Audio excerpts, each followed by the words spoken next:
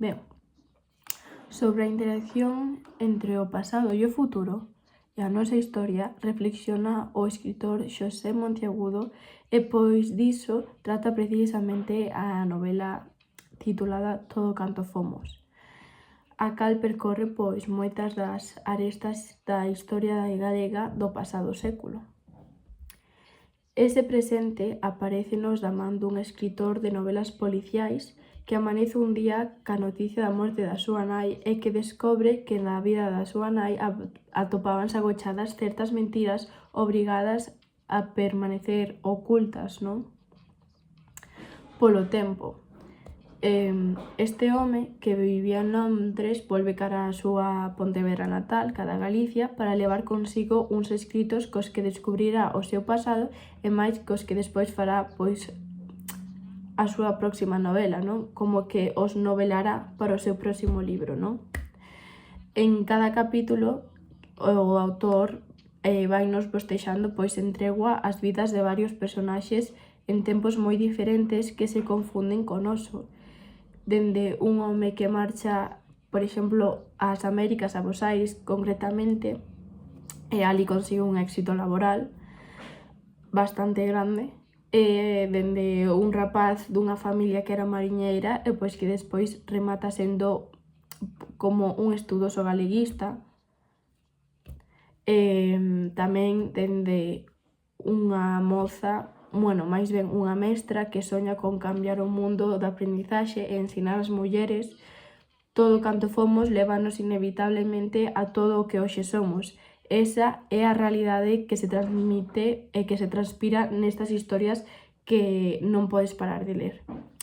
Cuns personaxes cos que te encariñas facilmente, todos eles e elas son prototipos dun tempo, aínda que destaco a figura de Carlota, a mestra que non dubidou en crear unha pequena escola nunha vila galega na que ensinar a ler e escribir as mulleres rurais que daquelas, pois, a súa maior formación era de facer as tarefas da casa.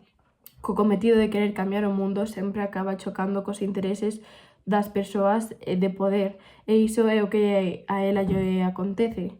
Aínda que todas as personaxes son magistralmente trazadas, Carlota é para min a mellor, porque a que sentín como máis real, non? E mentres toda a nosa historia pasa por diante dos nosos ollos, pois o escritor indaga a súa vez na súa familia sobre o oficio de escribir, sobre os quebracabezas que os que se atopa cada novelista, a interacción entre a realidade e a ficción, e as marxes dunha e outra, a calidade das novelas e a súa relación cas vendas, non sei, todo iso, non? Pero antes de finalizar, pois, as personaxes destas novelas son como o corazón e alma da historia. Monteagudo dota dunha profundidade e dunha complexidade que as dota e as fai sentir increíblemente reais, dende as súas loitas ata os seus momentos de triunfos, cada un deles pois deixa unha marca inconfundible no lector, non? Todo canto fomos explora pois unha variedade de temas que que tratan dende o amor ata a pérdida, de identidade, de redención, pois fainos reflexionar sobre a naturaleza dun e máis do autodescubrimento, non? O estilo narrativo de Monteagudo é simplemente cautivador, a súa prosa é rica en detalles, evocadora, e pois xa de momentos poéticos pois que fan que te deteñes a reflexionar, non?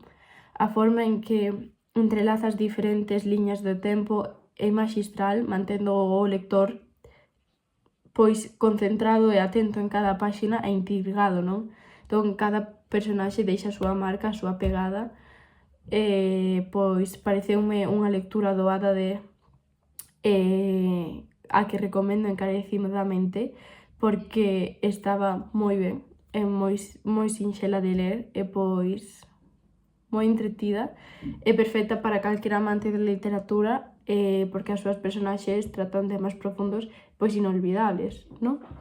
E pois, ata aquí o booktuber do libro que escollín como obrigatorio este curso, este trimestre máis ben, Espero que vos lo leades e que vos guste. Chao!